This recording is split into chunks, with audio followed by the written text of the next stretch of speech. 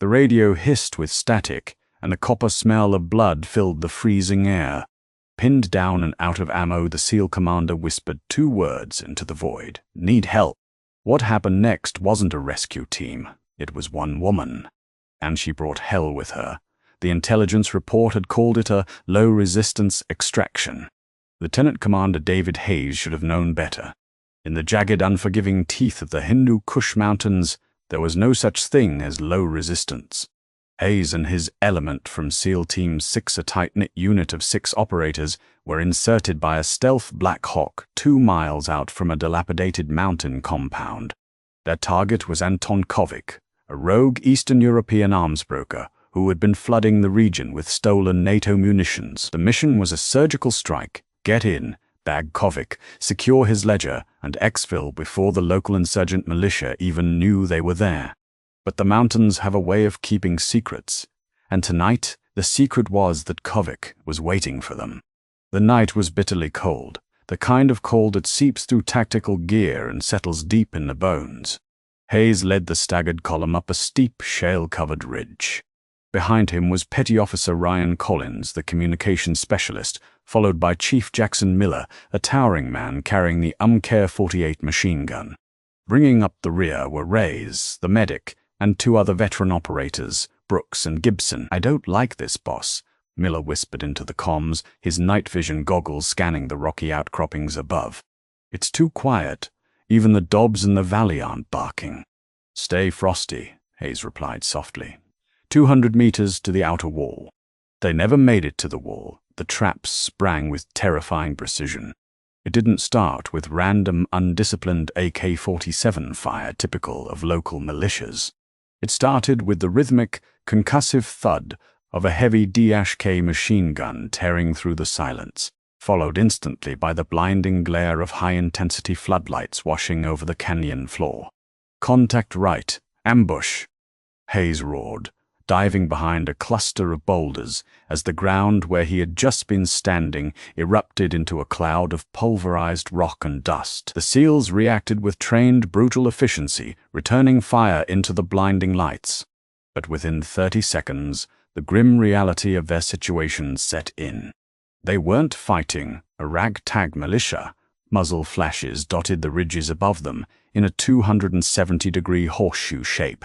Kovic had hired a private military company, well-trained mercenaries who held the high ground and had them boxed in a kill zone. "Brooks is down," Reyes shouted over the deafening roar of gunfire. "He's hit bad, taking cover behind the slate rock." Suppressing fire, Miller yelled, bracing his MK-48 on a flat rock and unleashing a torrent of lead toward the heavy machine gun nest. The enemy fire paused for a fraction of a second, but then 3 RPGs streaked down from the cliffs. One slammed into the rock face directly above Miller, showering the team with jagged shrapnel. "Collins, get air support on the horn right now," Hayes commanded, pulling a bleeding Reyes down into the dirt as a sniper bullet cracked through the space between them. Collins was frantically twisting the dials on his PRC-1 Fentine radio, his fingers clumsy in the freezing cold. "Comms are jammed, boss. They've got a localized signal blocker. I can't reach the TOC.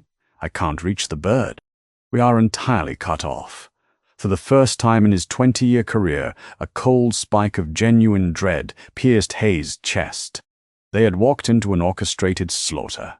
The mercenaries were methodically maneuvering down the canyon walls, using overlapping fields of fire. There were at least 50 of them. The SEALs were pinned in a depression no larger than a tennis court, rapidly burning through their ammunition. Gibson took a round to the shoulder, spinning him around before he collapsed into the dirt, groaning. Reyes scrambled over to him, applying a tourniquet under relentless fire. "Boss, we have maybe 5 minutes before they overrun us," Miller grunted, swapping out his last belt of ammunition. "If you've got a miracle in your pocket, now is the time." Hayes looked at his men, his brothers. Battered, bleeding, and surrounded in the dark, he crawled over to Collins, grabbing the radio handset. He switched it to the localized line-of-sight emergency frequency channel, only meant to be used if another Allied unit happened to be within a few miles. It was a literal shot in the dark. Hayes pressed the push-to-talk button, He didn't use call signs. He didn't use protocols. With the roar of an approaching mercenary assault ringing in his ears, he just whispered into the microphone, his voice tight with desperation. "Need help?" Silence answered him. Just the hiss of static. "Fix bayonets," Hayes ordered quietly, drawing his sidearm. If they were going to die in this valley, they were going to make the mercenaries pay for every inch of dirt. The enemy shadows detached from the rocks, moving in for the final kill. The executioners raised their rifles. Then the mountains spoke. Crack. It was a distinct sound, completely different from the chaotic rattle of the assault rifles and the booming DSHK. It was the sharp, supersonic whip of a heavy-caliber round breaking the sound barrier, followed by a deep, resonant boom that echoed off the canyon walls. Down in the kill zone, the lead mercenary, a hulking man about to throw a fragmentation grenade into the SEALs' positions, suddenly jerked violently. The grenade dropped harmlessly behind a rock as the man collapsed, his helmet shattered. Crack. A second later, the gunner manning the heavy DSHK machine gun on the eastern ridge slumped over his weapon, dead before his body hit the sandbags. Down in the dirt, Hayes blinked, wiping sweat and dust from his eyes. "Miller? Was that you?" "Hell no, boss. That came from the north ridge." Crack. Crack. Two more mercenaries, advancing on the left flank, dropped in synchronized, devastating succession. Panic rippled through the enemy line. The floodlights that had pinned the SEALs suddenly exploded, one by one, plunging the valley back into darkness. Up on the northern ridge, a mile and a half away from the blood-soaked canyon floor, Chief Petty Officer Elara Jenkins let out a slow, controlled breath. Elara was a ghost. She was the first female SEAL to graduate from the grueling sniper school, a fact that had drawn intense scrutiny, endless whispers, and a mountain of skepticism. But out here, peering through the high-powered optics of her Macmillan TAC-338 sniper rifle, none of that mattered. Out here, she was simply the apex predator. She wasn't even supposed to be in this valley. Elara had been inserted 3 days prior on a solitary Overwatch mission for a completely different CIA operation that had been abruptly aborted. Her extraction was delayed by a massive storm front. While hiking to a secondary exfil point, she had intercepted Kovic's localized jamming signal. Then she caught the faint, desperate whisper on the emergency frequency. "Need help." She had sprinted 2 miles up a 45-degree incline carrying 80 pounds of gear to reach an Overwatch position above the canyon. When she arrived and looked through her thermal scope, her blood ran cold. She saw the heat signatures of 6 American operators surrounded by a hornet's nest of mercenaries. "Not on my watch," she whispered. Elara settled into the dirt, ignoring the freezing rocks pressing into her ribs. She became a machine.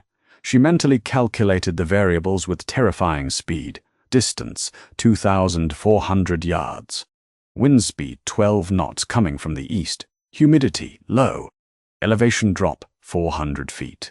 She racked the bolt, the smooth metal sliding back and chambering a fresh .338 Lapua Magnum round.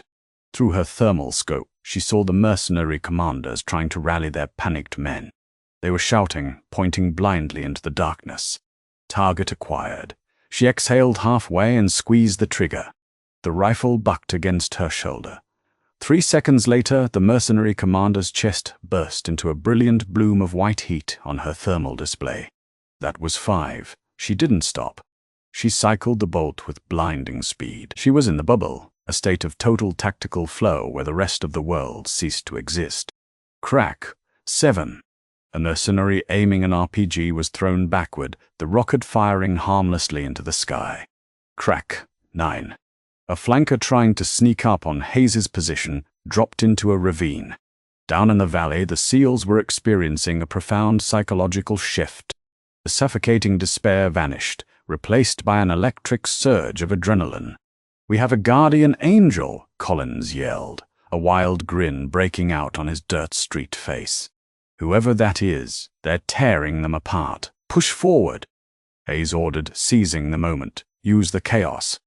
Miller, lay down cover, removing to the caves on the right. As the SEALs scrambled for better cover, Elara provided a masterclass in Overwatch.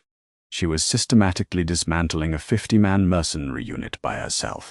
She prioritized the greatest threats: heavy weapons, radio men, and leaders. By her 15th shot, the mercenary advance had completely collapsed into a disorganized retreat. They had no idea where the fire was coming from. The echoes in the canyon masked the origin of her shots, making it seem as if they were surrounded by an entire platoon of snipers.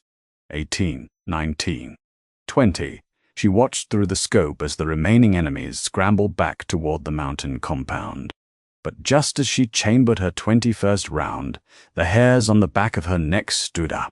A new heat signature appeared on the balcony of the compound. It was Kovic, and he wasn't running. He was looking through a pair of heavy binocular rangefinders, scanning the ridges. Alara realized her mistake a second too late.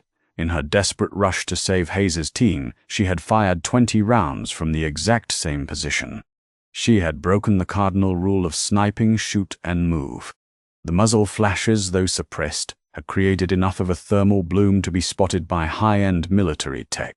Through her scope, she saw Kovic point directly at her position. He picked up a radio. Alara didn't hesitate.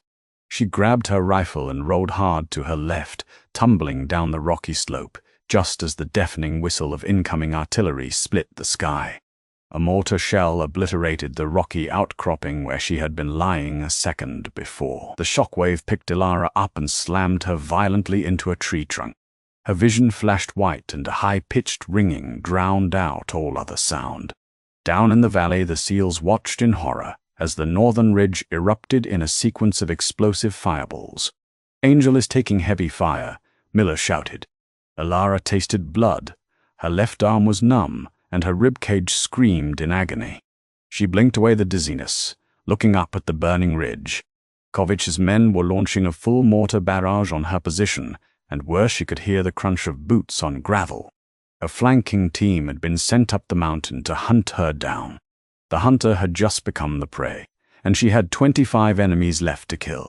The air on the northern ridge tasted of pulverized granite and cordite. The mortar shell had reduced Alara's overwatch position to a smoking crater, tossing her like a rag doll into the tree line. For 30 seconds, Alara didn't move. She lay on her back in the freezing mud, fighting through the thick, suffocating fog of a concussion. The high-pitched whine in her ears slowly gave way to the harsh, biting wind and the sound of heavy boots crunching on shale. The hunter-killer team was closing in. They were moving fast, confident that the artillery strike had turned their sniper problem into red mist. Alara forced her eyes open. Her night vision goggles were cracked, the green phosphor display flickering erratically before dying completely. She tore them off her helmet, letting her natural vision adjust to the pale moonlight filtering through the clouds. She performed a rapid, ruthless self-assessment. Left arm, numb from the bicep down, but the fingers could still twitch. Deep shrapnel graze. Ribs, at least 2 fractured on the right side. Every breath felt like inhaling ground glass. Primary weapon, the Macmillan TAC-338, was half buried in dirt 10 yards away. Too far and too cumbersome for what was coming next. Secondary, Sig Sauer P226 MK25 pistol. Fully loaded. Suppressed.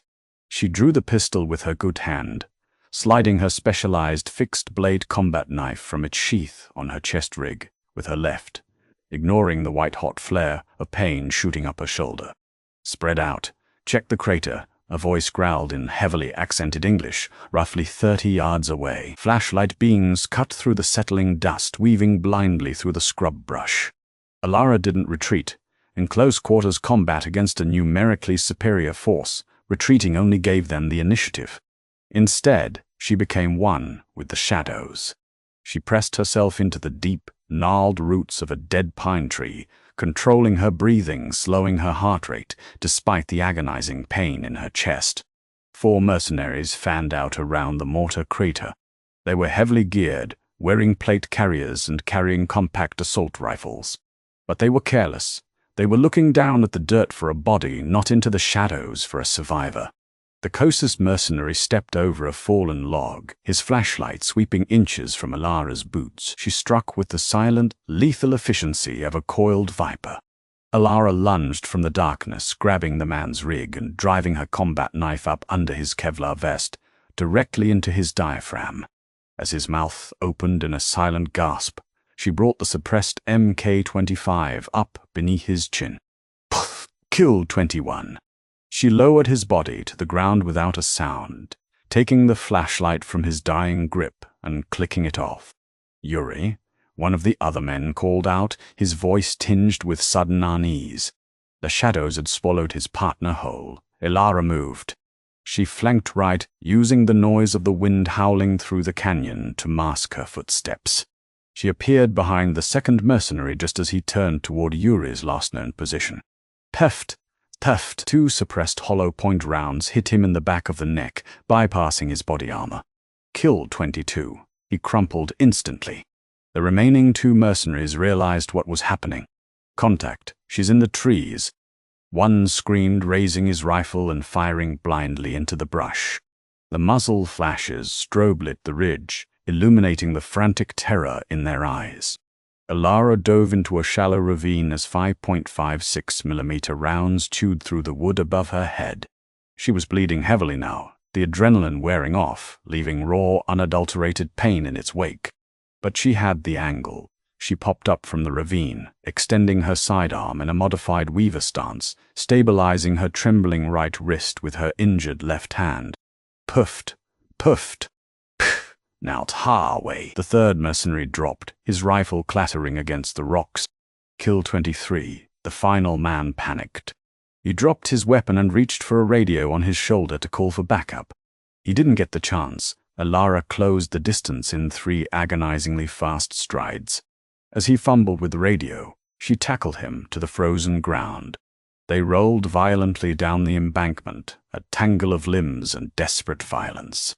He threw a heavy punch that connected with her fractured ribs, stealing the breath from her lungs.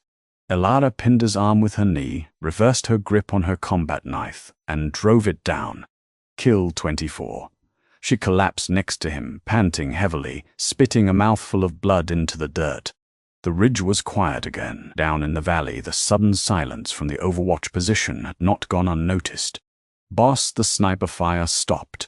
Collins yelled over the din of battle, pressing himself against the adobe wall of the compound's outer courtyard. And they dropped mortars on the ridge. I think we lost our guardian angel. Hayes gritted his teeth. Whoever that shooter was, they had bought SEAL Team 6 a second chance at life. He wasn't going to waste it. She gave us the opening. Now we take the house, Hayes roared over the comms. Miller, suppress the main balcony. Reyes, you and Gibson take the left flank. Collins, on me. We are breaching the front door. The SEALs moved with terrifying synchronization. Miller braced his MK-48 on a ruined vehicle chassis and unleashed a continuous stream of suppressing fire, shattering the glass of the compound's upper windows and forcing Kovacs's remaining guards to duck for cover. Hayes and Collins stacked up on the heavy wooden double doors of the main entrance. Collins slapped a strip of C4 explosive along the hinges, pulled the igniter, and turned away. Boom! The doors blew inward in a cloud of splinters and dust. Hayes pivoted through the fatal funnel, his HK-416 assault rifle raised. Clear left, clear right. Collins echoed, his laser sight cutting through the smoke.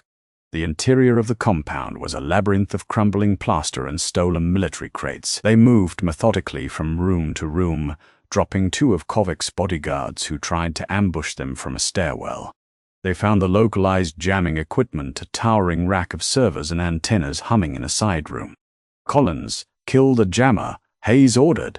Collins didn't bother with shutting it down. He fired a burst from his rifle directly into the server racks. Sparks showered the room and the low hum died. Instantly, the headsets crackled to life with the frantic voices of the Tactical Operations Center. Romeo 6, this is TOC. Do you copy? You've been dark for 20 minutes. We have a quick reaction force on standby. Over. TOC, this is Romeo 6, Hayes responded, his voice terrifyingly calm. Cancel the QRF. We are inside the target building. Send the extraction bird to the primary LZ in 5 mics. We are finishing this. But as Hayes kicked open the door to Kovic's primary office, he found it empty. A laptop sat on a desk, hard drive removed, coffee still steaming in a mug next to it. "Boss," Reyes called out over the radio. "Target is on the move. He's in the rear courtyard." Hayes sprinted toward the back of the compound.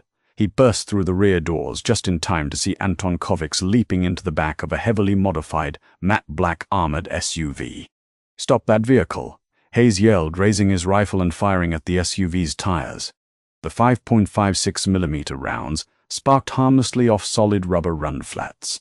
Miller rounded the corner and opened up with the MK-48, but the heavy bullets simply spiderwebbed the ballistic glass. Kovac was getting away. He had the physical ledger, a small black hard drive clutched to his chest that contained the names of every corrupt official and illegal arms buyer in the hemisphere. If he made it out of this valley, the entire operation was a catastrophic failure. The SUV roared to life, its massive engine turning over with a guttural growl. A heavy gunner popped up from a reinforced turret in the roof, swinging a .5 caliber machine gun toward the SEALs. "Take cover," Hayes screamed, tackling Collins behind a concrete pillar as the heavy rounds tore through the courtyard, obliterating the adobe walls and turning the ground into a blender of flying shrapnel.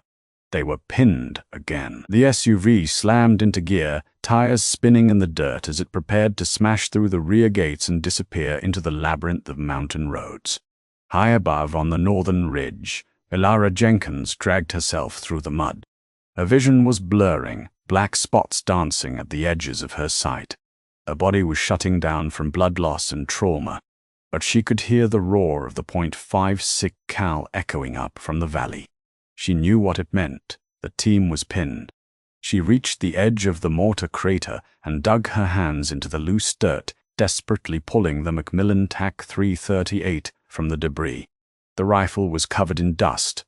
The bipod twisted at a useless angle, but the bolt action felt solid.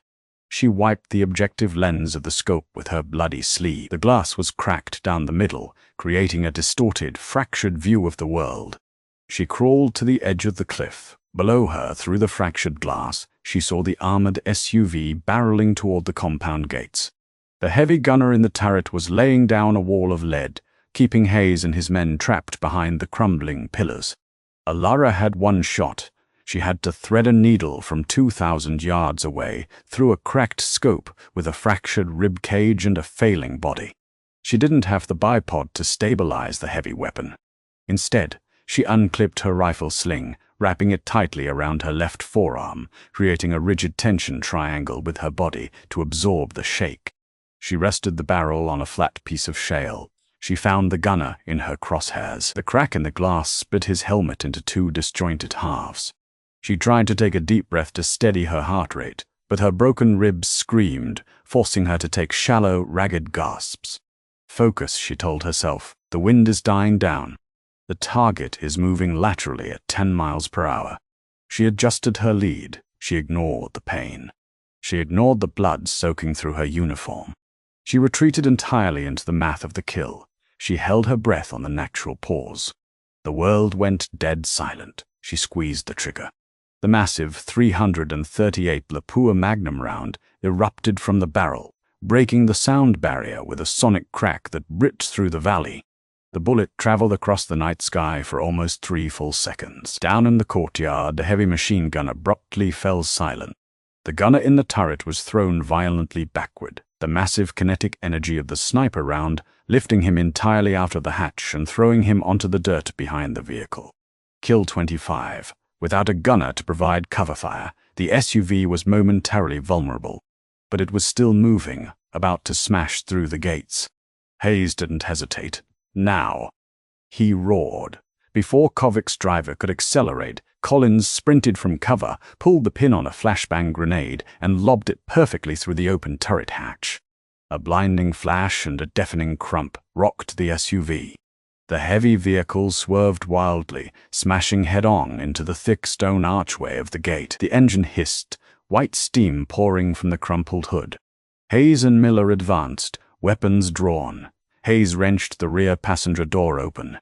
Anton Kovic was slumped over the leather seats, dazed and bleeding from his nose, clutching the black hard drive.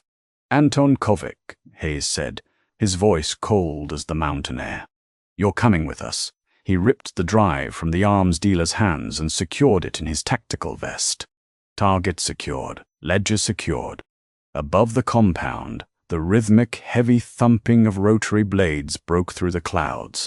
An MH-60M Black Hawk helicopter descended like a dark bird of prey, its downwash kicking up a massive cloud of dust as it hovered over the courtyard.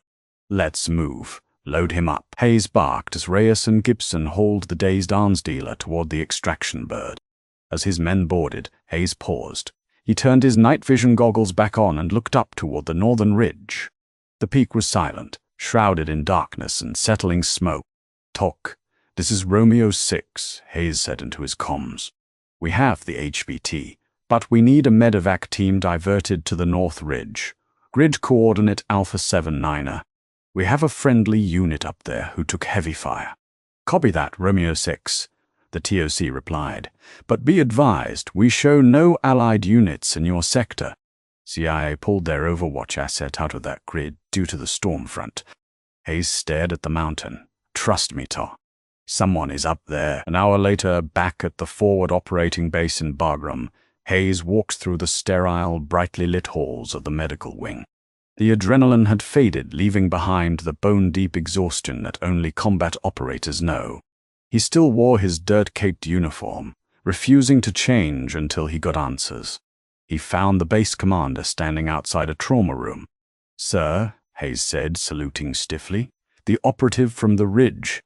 The commander sighed, returning the salute. "She's in rough shape, David. Broken ribs, severe concussion, shrapnel wounds, and extreme blood loss. But the docs say she's too stubborn to die." "She?" Hayes raised an eyebrow. The commander nodded, gesturing toward the small window in the door. "Chief Petty Officer Alara Jenkins. She was supposed to be extracted 3 days ago. Instead, she stayed behind and engaged a 50-man mercenary element by herself, just to pull your guys out of the fire." Hayes stepped up to the glass. Inside, hooked up to a dozen monitors and IV bags, lay the woman who had brought hell down on the valley.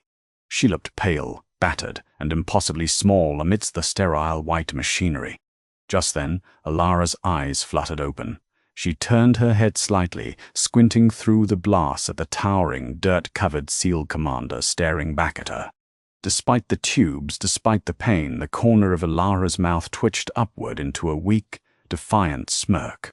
She slowly raised her right hand, fingers trembling, and offered a weak but distinct thumbs up. Hayes couldn't help it. A slow smile spread across his exhausted face. He stood at attention, pressed his hand flat against the glass, and offered her a deep, respectful nod. The intelligence reports would later call it a successful extraction. The brass would hand out medals and commendations. But the men of SEAL Team 6 would forever tell a different story. They would tell the story of a cold night in the Hindu Kush, a whispered plea into the dark, and the ghost on the ridge who answered the call. Chief Jenkins proved that when the odds are impossible, the deadliest weapon on the battlefield isn't the rifle, but the warrior behind it. Her incredible bravery saved 6 lives and changed SEAL history forever. If this gripping real-life story of grit, tactical brilliance, and ultimate survival gave you chills, hit that like button, share it with a friend, and subscribe to the channel for more unbelievable tactical operations.